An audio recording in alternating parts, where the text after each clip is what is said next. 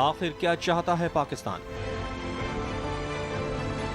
महज 4 दिन पहले की बात है जब अमेरिका में मनमोहन सिंह ने पाकिस्तान के प्रधानमंत्री नवाज शरीफ से मुलाकात की थी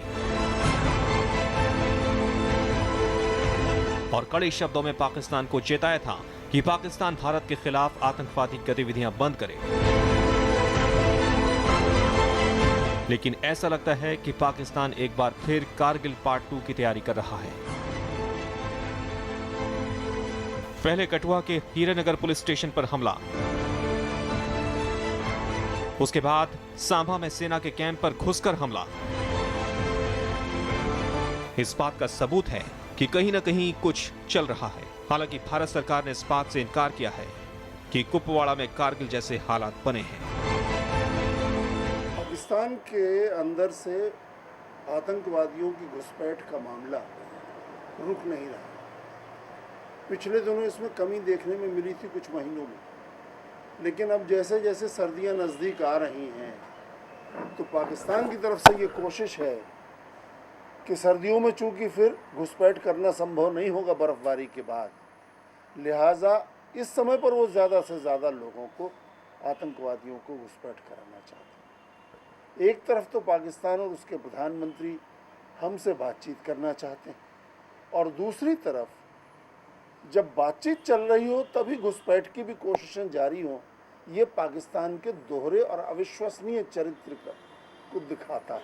बहुत निंदाजनक है और कड़ा जवाब, करारा जवाब भारतीय सेनाएं दे रही हैं और दोनों प्रधानमंत्री की मुलाकात के बाद इस तरह की बात होना, इससे ये लगता है कि कहीं न कहीं आर्मी और इलेक्टेड गवर्नमेंट के बीच में डिस्कनेक्ट है, जिसे नवाज शरीफ साहब को सख्ती से सुधारना। 23 सितंबर से कुपवाड़ा में सैकड़ों की तादाद में आतंकी घुसे हैं।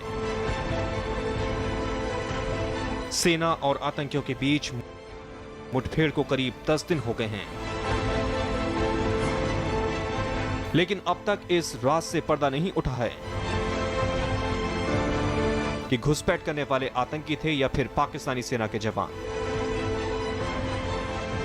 हालांकि पाकिस्तान इस आरोप को खारिज कर चुका है और लेफ्टिनेंट जनरल गुरमीत सिंह भी इन खबरों को खारिज कर चुके हैं, जिसमें कुपवाड़ा के शालाबाटा गांव पर आतंकवादियों के कब्जे की बात कही जा रही थी। लेकिन गुरमीत सिंह ने घुसपैठ की खबर से इनकार नहीं किया। साथ ही गोलीबारी में करीब 12 घुसपैठियों के मारे जाने की पुष्टि की थी। गुरमीत सिंह एक घुसपैठ की जानकारी दे रहे थे। इसके बाद फिर आतंकियों ने नया मोर्चा खोल दिया।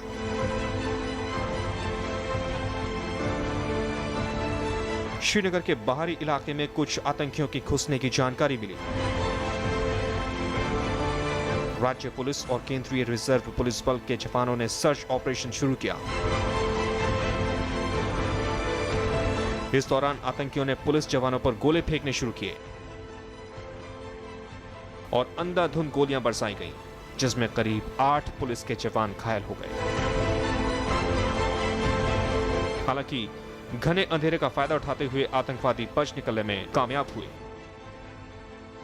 एक तरफ तो हमारे प्रधानमंत्री बात कर रहे हैं, दूसरी तरफ पाकिस्तान की फ़ौजें, पाकिस्तान के आतंकवादी और पाकिस्तान की ISI हमारे देश की सीमाओं में घुसपैठ करके अपने ख़तरनाक शैतानी मंसूबों को अंजाम दे रही है।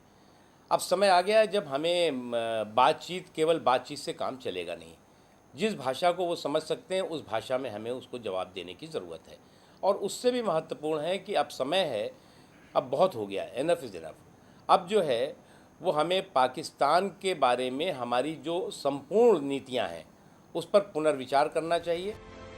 इस बात की पूरी संभावना है कि सेना को झांसा देकर फरार हुए आतंकी लश्कर-ए-तैयबा के हो सकते हैं। सूत्रों के मुताबिक आतंकी स्कूली बच्चों को बंधक बनाना चाहते थे और साथ में काफी मात्रा में मेवा और मल्टीविटामिन लेकर आए थे।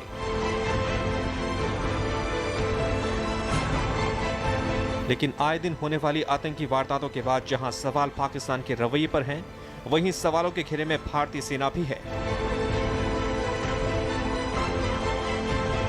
आतंकवाद का गढ़ बन चुका पाकिस्तान हर बार मुकर जाता है, लेकिन सवाल ये उठता है कि जब आतंकी भारतीय सीमा में घुसपैठ कर रहे थे, उस वक्त सेना आखिर क्या कर रही थी?